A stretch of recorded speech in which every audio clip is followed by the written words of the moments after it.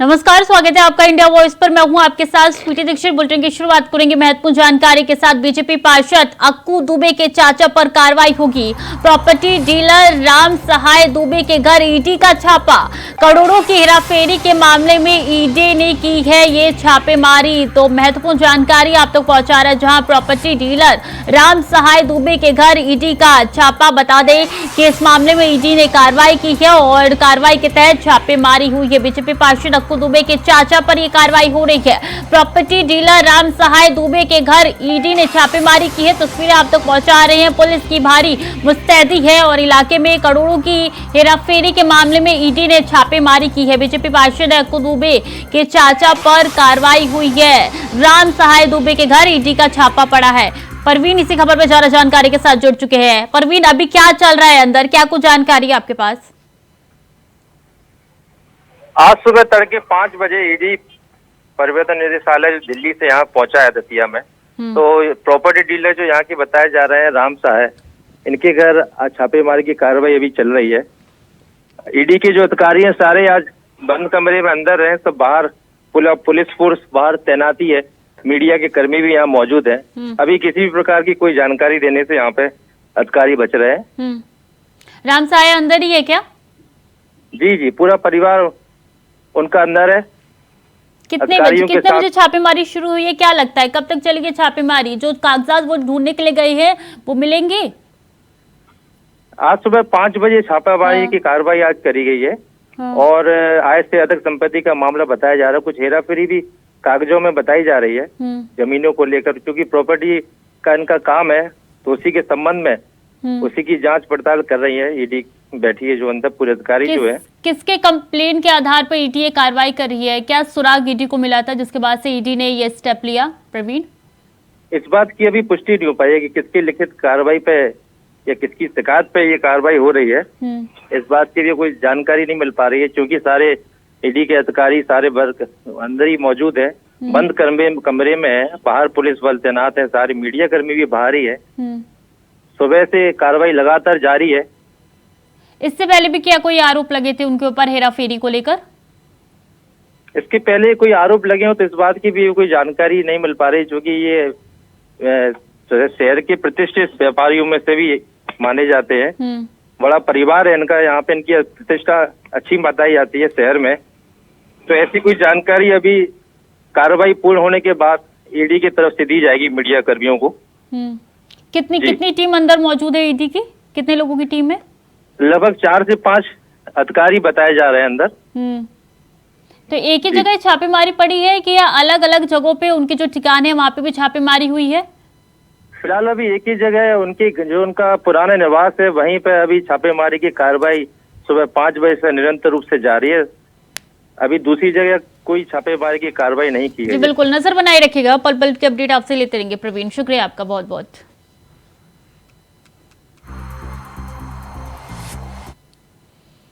और इस बीच लखनऊ से अहम जानकारी, सपा के पूर्व विधायक समेत 22 पर एफआईआर दर्ज हुई है। बीकेटी के पूर्व एमएलए राजेंद्र यादव पर नामजद एफआईआर दर्ज हुई है। पूर्व कांग्रेस एमएलए प्रत्याशी रमेश श्रीवास्तव पर भी नामजद कार्रवाई हुई है। जमीन पर अवैध कब्जेदार को लेकर एफआईआर की गई है। अयोध्या हाईवे पर बेशकीमती जमीन पर फर्जीवाड़े का आरोप है, जिसको लेकर यह कार्रवाई हुई है। तो सपा के पूर्व विधायक समेत 22 पर एफआईआर दर्ज हुई है। एफआईआर की कॉपी है जो आपकी टीवी स्क्रीन पर नजर आ रही है। बीकेटी के पूर्व एमएलए राजेंद्र यादव पर नामजद एफआईआर हुई है। पूर्व कांग्रेस एमएलए प्रत्याशी रमेश श्रीवास्तव पर भी एफआईआर दर्ज हुई है। तो ये वो एफआईआर की कॉपी है जो आप तक पहुंचा रहे हैं। और बता दें कि इसमें कई ऐसे लोग हैं जिनके खिलाफ ये एफआईआर दर्ज हुई है। 22 का नाम निकल के सामने आ रहा है। पूर्व विधायक समेत 22 ऐसे लोग हैं, सपा के पूर्व विधायक है, जिनके खिलाफ एफआईआर दर्ज हुई है। 22 लोगों का नाम और इस एफआईआर में निकल के सामने आ रहा है। नामजद ये एफआईआर दर्ज हुई है। तो पूर्व कांग्रेस एमएलए प्रत्याशी रमेश श्रीवास्तव पर भी एफआईआर दर्ज हुई है। जमीन पर अवैध कब्जेदार को लेकर यह पूरा मामला है, जिसको लेकर एफआईआर दर्ज की गई है। अयोध्या हाईवे पर बेशकीमती जमीन पर फर्जीवाड़े का आरोप लगा है और यह एफआईआर दर्ज हुई है। शुभम पांडे ज्यादा जानकारी के साथ जुड़ चुके हैं। शुभम, पूर्व विधायक समेत 22 पर एफआईआर? जी हाँ, बिल्कुल आपको बता दें कि जो मामला है और अयोध्या हाईवे के पास जो है बेशकीमती जमीन थी, उसको जो है फर्जीवाड़ा करके, फर्जी दस्तावेज लगा करके समाजवादी पार्टी के पूर्व विधायक हैं राजेंद्र यादव, उनकी तरफ से और उनके कुछ जो लोग हैं उनके साथ मिल करके पूरी तरीके से जमीन को हथियाने का काम किया गया। उसको खरीद फरोख्त की गई है। उसको लेकर के कई दिनों से जो पीड़ित है वो लगातार जो है फरियाद कर रहा था। उसके बाद अब जो है कल देर शाम जो है मुकदमा दर्ज हुआ है। कहा जाता है कि लखनऊ के चिनहट और इंदिरा नगर, अलीगंज समेत कई जो जिले के अलग अलग जगह के लोग रहने वाले हैं। कहा जाता है कि लगभग 22 लोग जो शामिल हैं, एक तरीके से एक गिरोह बना करके पूरा काम किया गया। लगभग जमीन की अगर कीमत की बात करें तो जमीन जो है लगभग बताई जा रही कि करोड़ों की जो बेशकीमती जमीन है उसकी कीमत जो करोड़ों में है, क्योंकि हाईवे के किनारे है। और लगातार कहा जाता है जिस तरीके से फर्जीवाड़े के जो मामले हैं वो सामने आते हैं, समाजवादी पार्टी के जो पूर्व विधायक हैं बीकेटी कि वो उनकी पूरी तरीके से संविदा सामने है। साफ तौर पर जिस तरीके से एक जमीन को खरीद फरोख्त किया गया उसको लेकर के अब देखना ये होगा मुकदमा दर्ज होने के बाद पुलिस की तरफ से क्या कार्रवाई की जाती है। नाम इसमें कई लोगों के निकल के सामने आ रहे हैं कब्जेदार को लेकर। कांग्रेस के पूर्व एमएलए का भी नाम निकल के सामने आया है, बीकेटी का भी नाम निकल के सामने आया है इसमें एमएलए का। मतलब कितने लोग टोटल, कितने नामी जामी चेहरे हैं, विधायक है पूर्व? जी बिल्कुल कह सकते हैं कि समाजवादी पार्टी के जो विधायक हैं और कांग्रेस के कुछ लोग हैं, लगातार कह सकते हैं कि वो एक पूरी तरीके से एक यूनियन बना करके, एक संगठन बना करके एक काम किया गया है। कारण से 22 लोग जो है पूरी तरीके से नामजद किए गए हैं। अभी जो पुलिस है वो जांच पड़ताल करेगी आखिरकार इसमें जो और कितने लोग शामिल हैं और कितने बड़े चेहरे शामिल हैं, क्योंकि जो फ्रॉड हुआ है वो बहुत बड़े पैमाने पर किया गया, क्योंकि बड़े लोग शामिल हैं तो जाहिर सी बात है बड़ा फ्रॉड हुआ है। उसको लेकर के अब जो पुलिस की टीम है, आला अधिकारी है, वो जांच पड़ताल करेंगे आखिरकार कितने लोग शामिल हैं, आखिरकार जमीन किस तरह की है, क्या है, ये सारी चीजें जो है जांच में क्लियर हो पाएंगी। लेकिन अभी ये देखना होगा कि अब जो है पुलिस की तरफ से जो अगला कदम है वो क्या होता है। क्या आपके पास इंफॉर्मेशन है किस तरीके से प्लानिंग प्लॉटिंग की गई थी कब्जा करने के लिए जमीन पर? जी बिल्कुल कह सकते हैं कि एक जमीन थी जिसको लेकर के फर्जी दस्तावेज कुछ बनाए गए थे और उसको अवैध तरीके से काबिज करने का प्रयास भी किया गया था। लेकिन उसको लेकर के जब जो पार्टी है जिसकी जो जमीन थे उसको जब इस चीज की खबर मिली तब वो लगातार जो है सुनवाई के लिए जो शिकायत पत्र जो है लगातार आला अधिकारियों को दे रहा था। उसके बाद जब आखिरकार जब सारे दस्तावेज उसने प्रस्तुत कर दिए तब जाकर के जो है ये बड़ी कार्रवाई सामने आई है कि जो चिन्ह थाना क्षेत्र के अंतर्गत जो है मुकदमा दर्ज किया गया है। साफ है कि 22 लोगों को नामजद जो है चिन्हित करके जो मुकदमा पंजीकृत किया जा चुका है। तो शुभम, कब का ये मामला था और एफआईआर दर्ज होने में कितना वक्त लग गया? जी बिल्कुल कह सकते हैं जिस तरीके से जब एक कोई जमीन का फ्रॉड होता है उसमें अहम दस्तावेज होते हैं, अहम दस्तावेज कुछ अलग अलग तरीके से बनाए जाते हैं। उसके बाद जो है एक लंबा प्रोसीजर होता है जिसके जरिए कहता है कि ये मामला काफी समय पुराना है। लेकिन अब देखना ये होगा जो पुलिस जब जांच करेगी तब सामने आ पाएगा कि आखिरकार मामला कितने समय पुराना था, कितने लोग शामिल थे और कितने बड़े चेहरे शामिल हो सकते हैं और क्या क्या चीजें जो है सामने आकर के खुल सकती हैं। कोई गवाह निकल के सामने आया है क्या? जी कह सकते हैं जिस तरीके से कहा जा सकता है कि जो जमीन है उसको लेकर के जो पीड़ित है उसकी तरफ फरियाद की गई थी। अब जाकर के जो एफआईआर दर्ज हुई अब जो है चीजें सामने आएंगे, क्योंकि 22 लोग सामने आए तो उसके बाद जो चेहरे हैं वो बाद में खुलना शुरू हो जाएंगे कि आखिरकार कितने लोग क्या शामिल हैं। हाँ, सिर्फ एक ही पीड़ित है या कई ऐसे पीड़ित है जिनके जमीन पर अवैध कब्जेदार यहाँ पे निकल के सामने आए, कब्जा किया गया है? शुभम जी बिल्कुल कह सकते हैं जिस तरीके से जमीन का मामला है उसमें जो है लगभग कई पीड़ित हैं जिनको जो है जिनकी जमीन हड़पी गई थी, उनकी फर्जी तरीके से रजिस्ट्री की गई थी, ऐसे इस तरीके से कब्जेदारी की गई थी और उसमें कई पीड़ितों के तहरीर पर जो है मुकदमा दर्ज हुआ है। अब देखना ये होगा पुलिस किस तरीके की कार्रवाई करती है। जी बिल्कुल शुभम, नजर बनाए रखिए, पल पल की अपडेट आपसे लेते रहेंगे। बहुत बहुत धन्यवाद तब तक के लिए आपका। तो बता दें कि दिल्ली के ज्वालापुरी के कैलाश पार्क में देर रात फायरिंग का मामला सामने आया है। घटना के बाद इलाके में दहशत का माहौल है। जानकारी के मुताबिक 3 बाइक सवार बदमाशों ने फायरिंग की है जिसमें एक शख्स को हाथ में गोली लगी है। हालांकि अभी तक इसकी कोई भी आधिकारिक पुष्टि नहीं हुई है। फिलहाल मामले की सूचना मिलते ही मौके पर पहुंची पश्चिम विभाग वेस्ट थाने की पुलिस की टीम जांच में जुट चुकी है। तो दिल्ली से ये खबर निकल के सामने आ रही है, जहां ज्वालापुरी में कैलाश पार्क में फायरिंग हुई है। दिल्ली में खुलेआम कई दिनों से लगातार फायरिंग हो रही है और अपराधी के अंदर बिल्कुल भी दहशत नहीं है, जिसके कारण दिल्ली की जनता को काफी ज्यादा परेशानी हो रही है। खुलेआम अपराधी घूम रहे हैं, इस तरीके की फायरिंग की वारदात को अंजाम दे रही है। बता दें, इलाके में दहशत का माहौल बना हुआ है। 3 बाइक सवार बदमाशों ने फायरिंग की है। एक शख्स के हाथ में गोली भी लगी है। सूत्रों के हवाले से ये जानकारी है।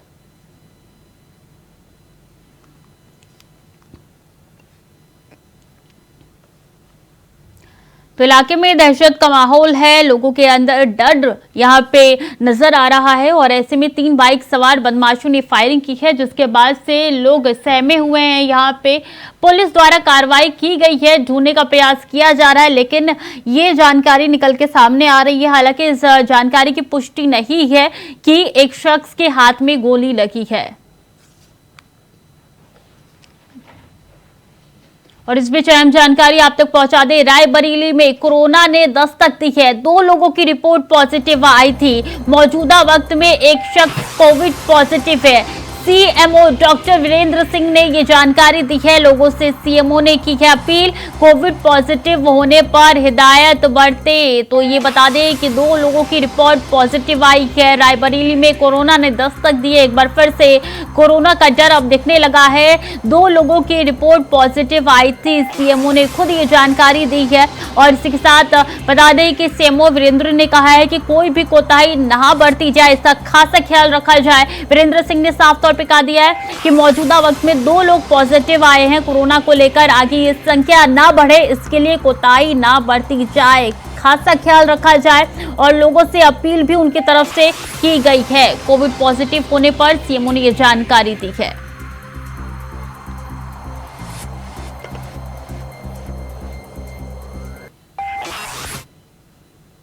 और कन्नौज में बदमाशों के हौसले बुलंद हो रखे हैं। ताजा मामला जिला अस्पताल के सामने का है, जहां एक ठेकेदार रिलायंस पेट्रोल पंप पर डीजल के पैसे जमा कराने जा रहा था। तभी बाइक सवार बदमाशों ने कार पर गोली मारकर 2 लाख की लूट की वारदात को अंजाम दिया। वही घटना की सूचना मिलते ही मौके पर पहुंची एसपी और फोरेंसिक टीम और एसओजी जांच में जुट चुकी है। जांच उनकी तरफ से शुरू कर दी गई है।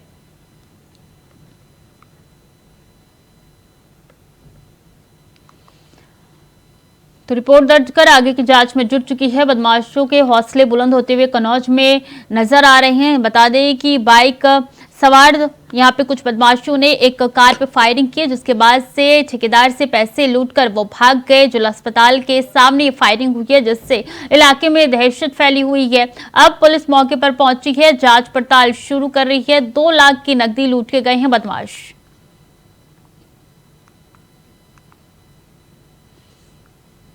और बीकानेर में छतरगढ़ पुलिस थाने के सामने बीजेपी के बुजुर्ग पदाधिकारी हरिकिशन जोशी ने धरना दिया और पुलिस पर एडीजे कोर्ट के आदेश का पालन नहीं करने का आरोप लगाया। उन्होंने कहा कि कोर्ट ने आदेश दिया था कि कांची हाउस की जमीन पर तुरंत कुर्क की कार्रवाई की जाएगी, लेकिन एसडीएम ने आदेशों की अवहेलना की। वहीं 4 दिनों से पुलिस आदेश के पालन में टाल मटोल कर रही है। बीजेपी नेता ने कहा है कि कोर्ट से स्टे के बावजूद पूर्ववर्ती थानाधिकारी के वक्त रातों रात निर्माण कार्य हुआ था।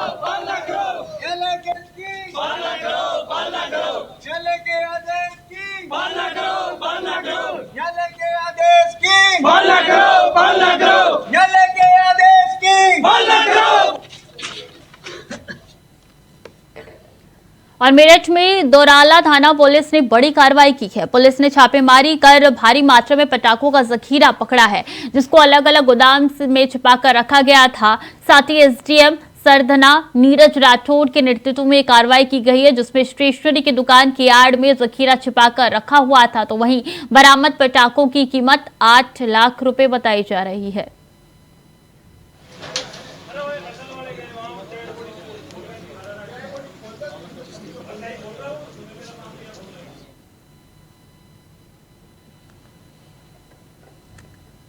खबर अलीगढ़ से है, जहां झोलाछाप डॉक्टर की लापरवाही से डेंगू पीड़ित महिला की जान चली गई। बीमार महिला की मौके के बाद उसके घर वालों और ग्रामीणों ने झोलाछाप डॉक्टर के क्लिनिक और थाने पर हंगामा काटा। ये पूरा मामला लोंदा थाना इलाके के मादरखेड़ा का बताया जा रहा है।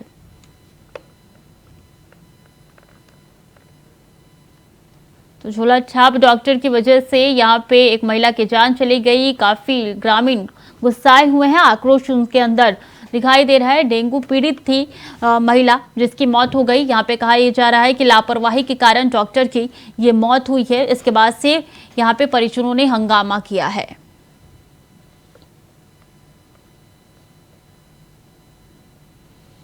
फतेहपुर जिले के 12 वर्षीय बच्चे का हार्ट वाल्व खराब हो गया है और बचने की संभावना बहुत ही कम थी। वहीं लंबे खर्च से होने वाले ऑपरेशन के अभाव में हार्ट का वाल्व रिप्लेसमेंट ना करा पाने के कारण पूरा परिवार परेशान था। लेकिन सरकार की महत्वाकांक्षी योजना राष्ट्रीय बाल स्वास्थ्य कार्यक्रम से मासूम के दिल का फ्री ऑपरेशन हो गया है।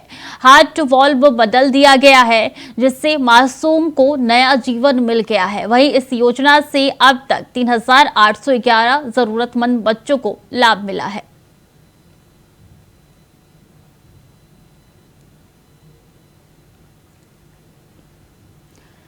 तो महंगे खर्च से यहाँ पे परिजन परेशान थे। हार्ट वाल्व के कारण यहाँ पे परिजन काफी ज्यादा समस्या का सामना कर रहे थे, समझ नहीं आ रहा था। लेकिन सरकार की महत्वाकांक्षी योजना का लाभ यहाँ पे परिजनों को मिला है और ये ऑपरेशन सक्सेसफुल रहा। हरियाणा के अंबाला में घरेलू एयरपोर्ट की भूमि का सीएम मनोहर लाल ने शिलान्यास किया है। साथ में उप मुख्यमंत्री दुष्यंत चौटाला, गृह मंत्री अनिल विज मौजूद है। वैदिक मंत्रों से भूमि पूजन भी शुरू किया गया। सरकार ने आरएससी स्कीम में अंबाला से श्रीनगर, बनारस, दिल्ली, जयपुर और अमृतसर के लिए यात्री हवाई यात्रा करने को केंद्र सरकार के पास आवेदन किया है। गुरुग्राम में भी जल्द हेलीपोर्ट बनाया जाएगा। चंडीगढ़ का हवाई अड्डा, जिसके अंदर हमारा अपना शेयर है, लगभग 50% शेयर उस चंडीगढ़ हवाई अड्डे में हरियाणा का है, उसका उपयोग भी हम करते हैं। उसका प्रभाव क्षेत्र ये ठीक है, पंचकुला से लेके अंबाला तक यही क्षेत्र उसका प्रभाव क्षेत्र है जिसका लाभ मिलता है। लेकिन जब हम छोटे हवाई अड्डे जितने भी हैं, जिसके अंदर करनाल है, भिवानी है, जिसके अंदर नारनौल है और पिंजौर है, हम सिरसा हवाई अड्डे का भी लाभ उठाते हैं। लेकिन ये सारे छोटे हवाई अड्डे हैं। जहां तक अंबाला का एयरफोर्स का स्टेशन, ये सिविल एयरपोर्ट अभी तक नहीं था। लेकिन जब ये विचार चला कि यहां हमारा ये जो सिविल एयरपोर्ट बनेगा, इसका लाभ शायद बाकी जितने हवाई अड्डे जो छोटे वाले हवाई अड्डे हैं उनसे ज्यादा, सबसे ज्यादा हो पाएगा। उसी में से जब विचार चला, श्री अनिल विज जी ने जब विषय निकाला, तब ये ध्यान में आया, तब ये ध्यान में आता है कि आखिर हमारी उड़ान स्कीम, ये उड़ान स्कीम कुछ वर्ष पहले शुरू हुई थी, जो सस्ती हवाई यात्रा, जिसको ठीक संज्ञा दी गई है कि हवाई चप्पल पहनने वाला व्यक्ति भी हवाई जहाज की यात्रा कर सके, ऐसी देश के अंदर प्रधानमंत्री जी ने स्कीम चलाई है। इसका पूरा लाभ हम सबसे पहले अंबाला से उठा पाएंगे। अंबाला में संयोग से एयरपोर्ट जो हमारा आर्मी का है, इसकी जो रनवे है वो सारा वही हमको काम आने वाला है। ये हमने टर्मिनल जो बना रहे हैं, इस टर्मिनल जो 20 एकड़ जमीन के ऊपर होगा, लगभग 133 करोड़ की तो जमीन है, 20.5 करोड़ रुपए का खर्च और इसके अतिरिक्त भी आएगा।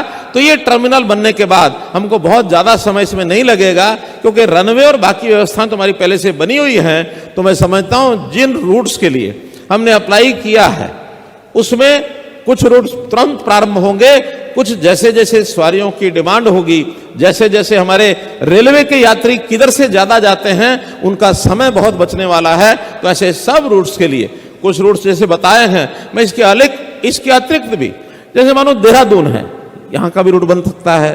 जैसे मानो लखनऊ है, वहां का रूट भी बन सकता है। अमृतसर की बात आ गई है, जयपुर की बात आ गई है, ऐसे ही शिमला का रूट ये भी यहां से बन सकता है। तो ऐसे आसपास के नजदीक के रूट ये सारे अगर खुलेंगे तो अंबाला और इसके आसपास के जिलों के लोगों को बहुत बड़ी सुविधा ये होने वाली है।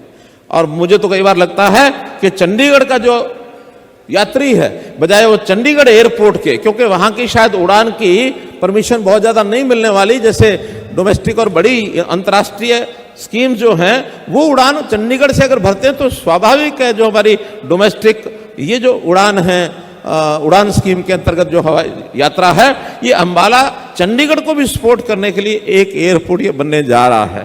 तो मित्रों मैं यही कहूंगा कि जहां कहीं एयरपोर्ट हो जाता है उसके साथ साथ निवेश, उसके साथ साथ उद्योग, उसके साथ साथ हर प्रकार की चाहे वो आर्थिक प्रगति हो चाहे अन्य इंफ्रास्ट्रक्चर की चीजें हो स्वाभाविक आगे बढ़ती हैं।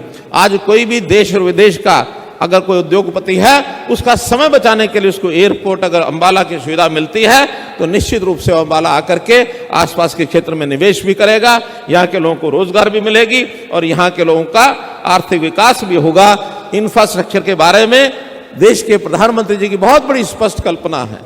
वो कहते हैं चाहे रेल हो, रोड हो, हवाई यात्रा हो, अगर जब तक इसका निर्माण होगा तो विकास के फल बहुत नीचे तक पहुंचेंगे। हम आम आदमी को इन चीजों का लाभ ये पहुंचा सकते हैं। उसमें हमारा रेल का नेटवर्क है वो भी भरपूर हमको मिल रहा है, जैसे भी करनाल से लेकर और यमुनानगर की रेल लाइन, इसकी आवश्यकता थी। हमने रेल मंत्री जी को कहा, उन्होंने तुरंत स्वीकार किया कि एक रेल लाइन जो हमारे हरियाणा के पश्चिम छोर से लेकर और करनाल से जगाधरी होते हुए बाद में हरिद्वार और उत्तर भारत के अन्य शहरों तक भी पहुंच सकते हैं, वो रेल लाइन मंजूर हुई है। यूपी की योगी सरकार प्रदेश की जनता की प्यास बुझाने के लिए जी जान से लगी हुई है और हर घर पेयजल पहुंचा रही है। यूपी के चंदौली में भी जल जीवन मिशन के तहत लोगों को शुद्ध निःशुल्क पेयजल मिल रहा है। ये रिपोर्ट देखिए।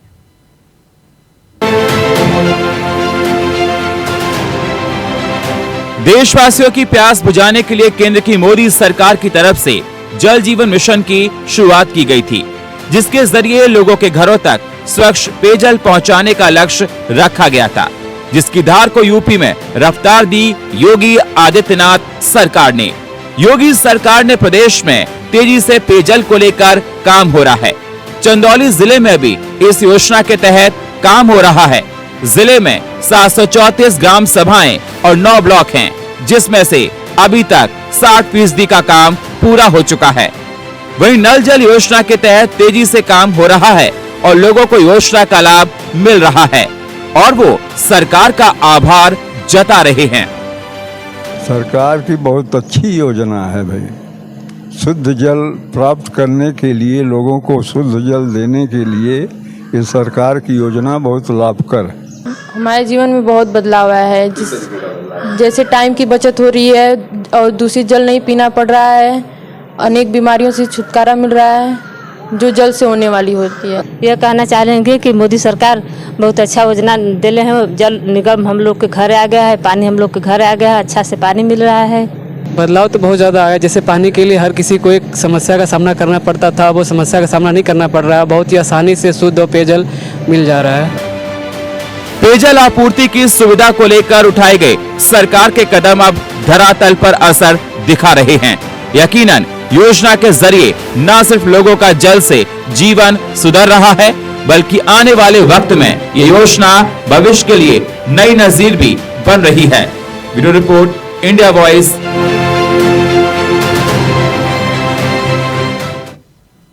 तो फिलहाल के लिए बुलेटिन में इतना ही। खबरें लगातार जारी है, देखते रहिए इंडिया वॉइस।